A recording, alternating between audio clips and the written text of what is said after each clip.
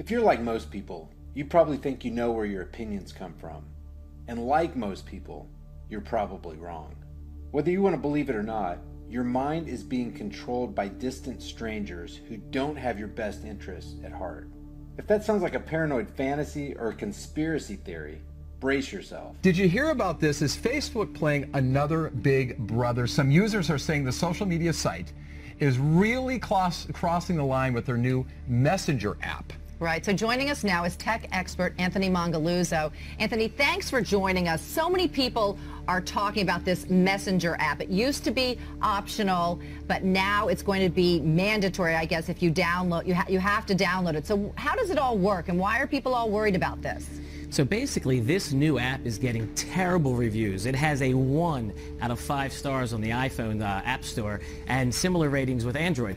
What the Messenger app basically does is you have to give away all of your privacy. You allow Facebook to look at your call list, your contacts, your text messages.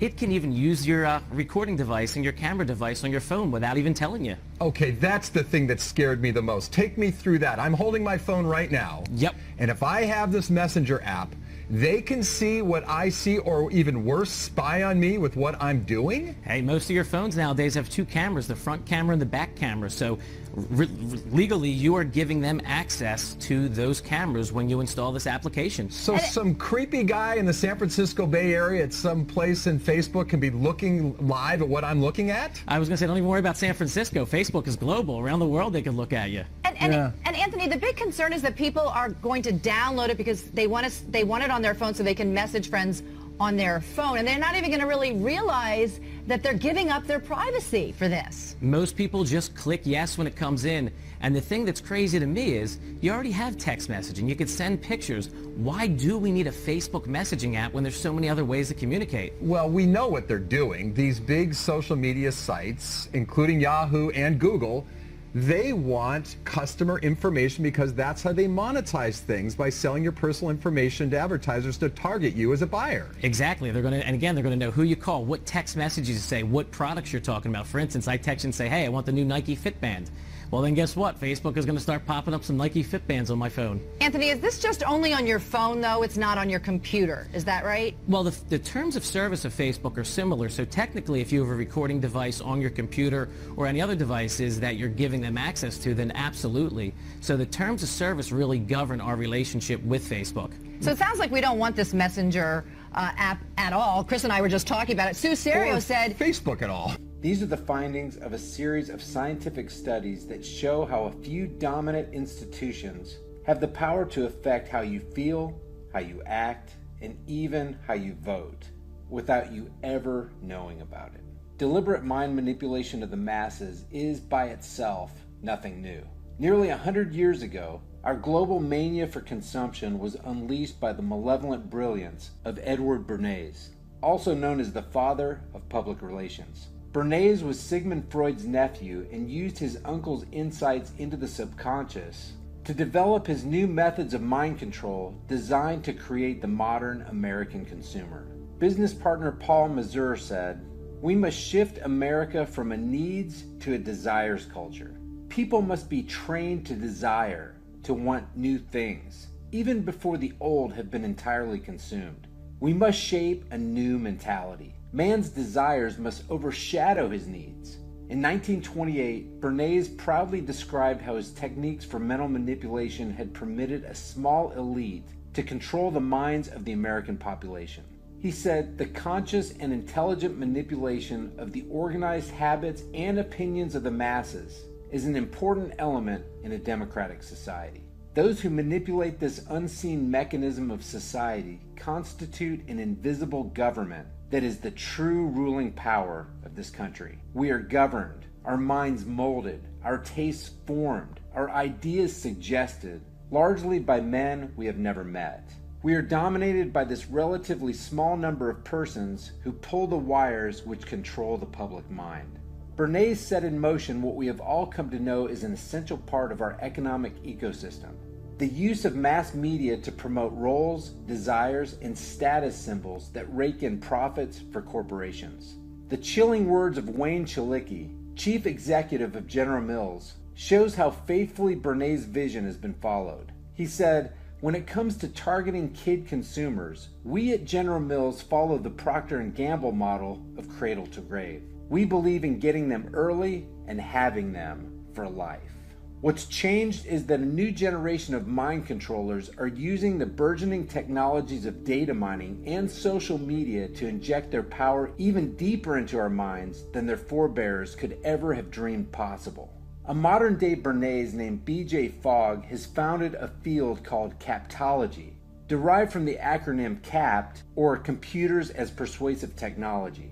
At the ominously named Stanford Persuasive Tech Lab, he teaches freshly minted graduate students how to use technology to, quote, change people's attitudes or behaviors, end quote. His teachings have spawned the interface of our new daily routines, the chimes from our smartphones diverting our attention, the thumbs up icon on our news feeds, and the like statistics telling us how popular we are today. These are known as hot triggers, which kick off behavioral loops in our subconscious. Successful apps, they teach, are those that trigger a momentary need and then provide us with an instant solution. And that solution sparks a microdose of endorphins in our brains. And this makes us feel good. So like rats on a wheel, we find ourselves getting addicted and going back for more. But to illustrate just how powerful Bernays' kind of manipulation technique was, listen to the man himself as he describes how, for $125 worth of psychological information, he revolutionized and revitalized an entire industry and changed the cultural landscape of an entire nation. One day, Mr. George Hill, president of the American Tobacco Company, or the largest, maybe the largest tobacco company extant at that time, called me in and said, "We're losing half of our market." And I said, "Why, Mr. Hill?" "There's a taboo by men that does not permit women to smoke, either in public or even at home. What can we do about breaking down that taboo? Have I your permission to see a psychoanalyst?" He said, "What'll it cost?" I said, "Let me ask." So I called up Dr. Brill, who was one of the great disciples of my uncle Sigmund Freud. Said, "What'll it cost, Dr. Brill, for me to have a little conference with you on a question that is of importance to the people whom I'm working with?" And he said, $125, which at today's purchasing power would be about 20 times that. So I went to Dr. Brill and I asked him what cigarettes meant to women. And let me say in parenthesis that cigarettes at that time were not regarded as dangerous to your health because that had not been found out yet. In fact, they were regarded as symbols of manhood. Little boys smoked them to prove that they were older than they were. And they were regarded as symbols of importance in the society, giving pleasure and so on. I went to Dr. Brill and asked him what cigarettes meant to women. And he answered very quickly, "Cigarettes are torches of freedom to women. They want to smoke to dramatize man's taboo against women by not permitting them to smoke. And that's why they want to smoke." And then he added as an afterthought, "and they titillate the erogenous zones of the lips." Here I had my $125 worth of knowledge. What could I do with that information? I decided that there were 2 days of freedom in the United States. One was July 4th, political freedom, but that was no good because people were in the country using firecrackers to celebrate the day. They were permitted at that time. This was some 50 years ago.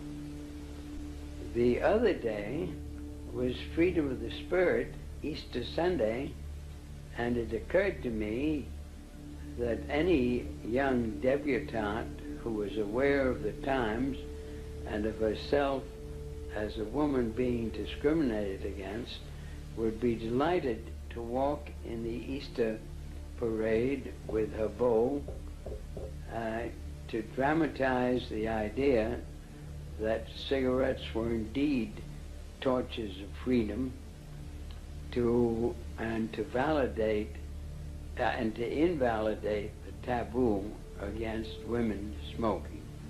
So I called up a debutante friend of mine, asked her to get another friend and two young men whom they liked, and I also instructed them on how to give information about what they did to the newsreels, weekly newsreels, to the newspapers, to the three important press associations, the AP, the United Press, and International News Service, and to walk from 34th Street to 57th and back and forth, lighting torches of freedom to protest man's inhumanity to women by a taboo against smoking.